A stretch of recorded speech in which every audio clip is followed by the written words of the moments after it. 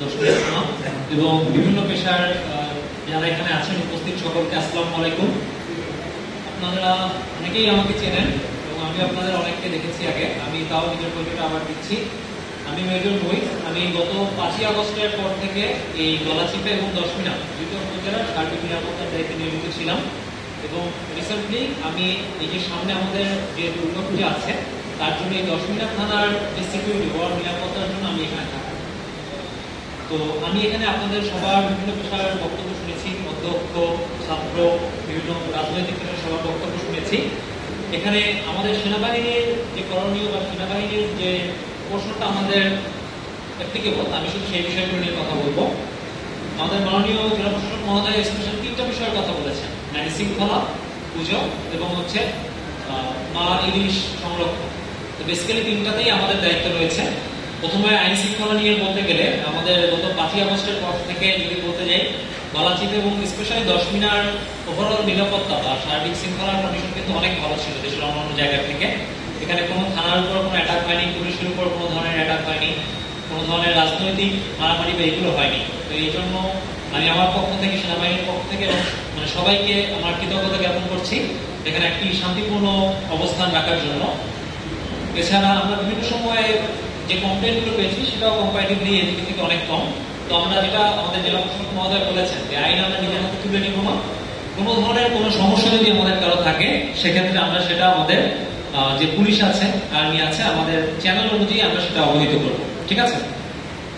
Next হচ্ছে আমাদের সামনে যে দুর্গাপূজা আছে, দুর্গাপূজার জন্য আপনারা জানেন যে বিভিন্ন ব্যবস্থা নেওয়া হচ্ছে। আমাদের ইউএনওর অফিসে অলরেডি 2টা কনফারেন্স হয়েছে যেখানে বিভিন্ন পেশার লোকজন ছিলেন, পুজো কমিটির সভাপতি বা সেক্রেটারি যারা ছিলেন, নিরাপত্তার জন্য পুলিশ ছিলেন, আমাদের সেনাবাহিনীর লোক ছিল। তো সেক্ষেত্রে কি কি ব্যবস্থা নেওয়া হয়েছে আমি জাস্ট ইন শর্ট আপনাদেরকে ব্রিফ করব। আমাদের যে এখানে 13টা মণ্ডপে পূজা হচ্ছে, 13টা মণ্ডপে সিসিটিভি ক্যামেরার অ্যারেঞ্জমেন্ট করা হয়েছে এবং সেটা সার্বক্ষণিক নিরাপত্তা দেওয়া হচ্ছে। আমাদের প্রতিটা মণ্ডপের জন্য একটা করে স্বেচ্ছাসেবীর দল গঠন করা হয়েছে, যে যারা আপনাদের আগামী 6 তারিখ থেকে পূজার শেষ পর্যন্ত 24 ঘন্টা তারা এই মণ্ডপগুলো নিরাপত্তা নিশ্চিত করবে। এই স্বেচ্ছাসেবী দলের পাশাপাশি আমাদের প্রতিটা গ্রামে আনসার এবং ভিলেজ ডিফেন্স পুলিশ যারা আছেন তারাও প্রাপ্ত থাকবেন, তারা যেন এই মণ্ডপে কোনো ধরনের কোনো কিছু না হয় সেটার জন্য।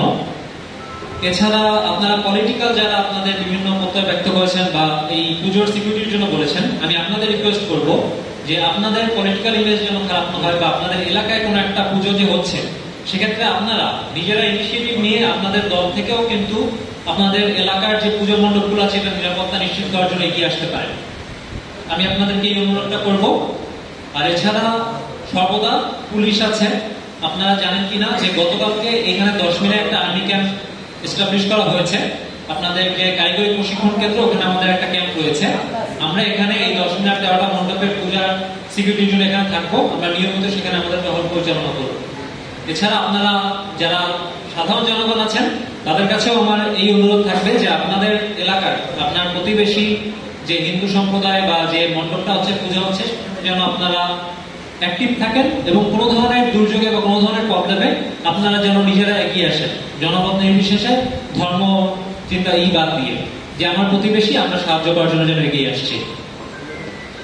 এছাড়া নেক্সট যেটা সেটা হচ্ছে যে মা ইলিশ সংরক্ষণ, এটার জন্য উপজেলা পর্যায়ে বিভিন্ন অ্যাকশন নেওয়া হচ্ছে। এছাড়া সেনাবাহিনীর যেখানে যদি কোনো ধরনের সহযোগিতার প্রয়োজন হয় সেটাও আমরা এখানে সহযোগিতা আমরা দিব। এছাড়া আপনাদের যে কোনো সমস্যার জন্য আমরা সেনাবাহিনী আপনাদের পাশেই আছি এবং থাকবো। এই বলে আমি আমার বক্তব্য শেষ করছি। ধন্যবাদ সবাইকে।